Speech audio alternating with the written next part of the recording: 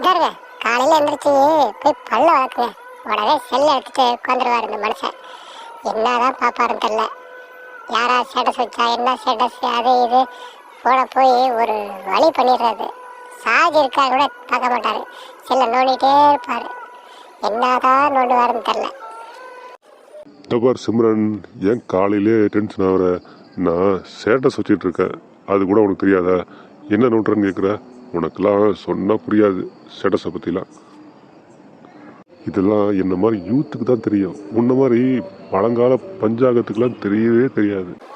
சரி, ஸ்டேட்டஸ் தான் வைக்கிறீங்க, ஒத்துக்கிறேன். அது ஒரு சாய் பாட்டா வைக்கிறது, ஒரு கருத்தா ஏதாவது வைக்கிறீங்களா? எப்போ பார்த்தாலும் லவ் ஸ்டேட்டஸ்.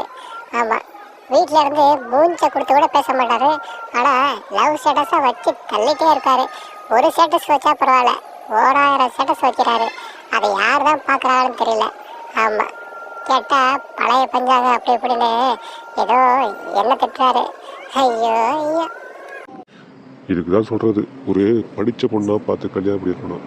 எங்கள் அம்மா என் தலையில் கட்டி வச்சுட்டாங்க.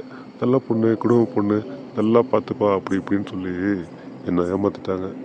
ஒரு ஸ்டேட்டஸ் கூட வைக்க மாட்டேறா, ஸ்டேட்டஸ் வைக்கவும் விட மாட்டேறா. என்ன தான் பண்ணுறதுன்னு தெரியலையே. என்னது, படித்த பொண்ணை பார்த்து கல்யாணம் பண்ணிக்கலாமா?